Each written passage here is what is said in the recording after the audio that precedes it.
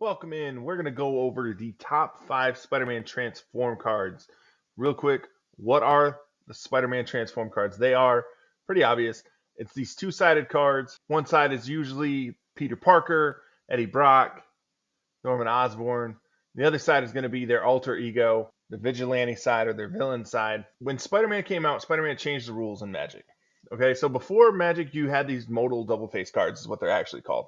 But before Spider-Man came out, you weren't allowed to transform these once they hit the field unless you had special circumstance. All the cards that you could transform before could only be cast from the one side. The closest that we got to this was the Transformers cards that had the more than meets the eye cost to play them, where you could play them as one side as the battle bot, we'll call it, and then the other side as the vehicle. Spider-Man cards changed the game because you could play these cards from either side, and then you could also transform them.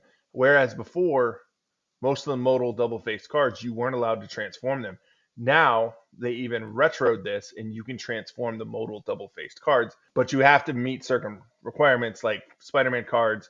The requirement is to pay this mana cost, and then it says, like, transform Peter Parker. So we are going to rank the top five of these that came out in Spider-Man. Starting at number 5, we are going to go with Gwen Stacy. She is mono red, 2/1. Whenever she enters, you may exile the top card of your library. You may play that card for as long as you control this creature. Or you can tap blue, red, white, and 2, transform Gwen Stacy. Important thing to note is that most of these cards you can only transform on your turn. But when she becomes Ghost Spider, she has Flying, Vigilance, Haste.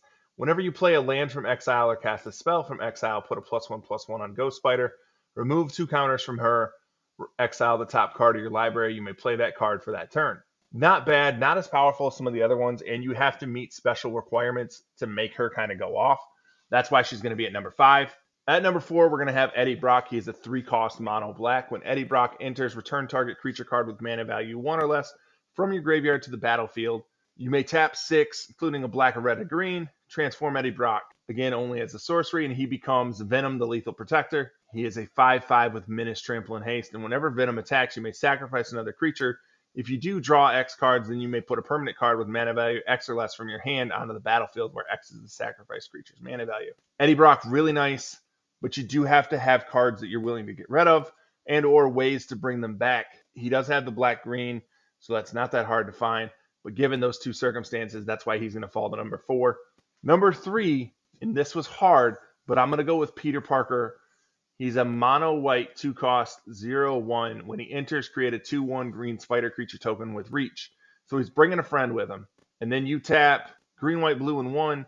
You get to transform him into the Amazing Spider-Man, who is a 4/4 with vigilance and reach. And every legendary spell you cast that's 1 or more colors has web slinging, or green, white, blue. For those of you who don't know what web slinging is, we dropped a short explaining that. Make sure you go back and watch that. It makes it so that you can tap a creature, return that creature to your hand, and pay this alternate cost. It's super powerful to cheat a bunch of legendary creatures in, but the next 2 are pretty powerful themselves. We're going to go to number 2 with Norman Osborn. He is a mono blue 1/1 2-cost. He cannot be blocked.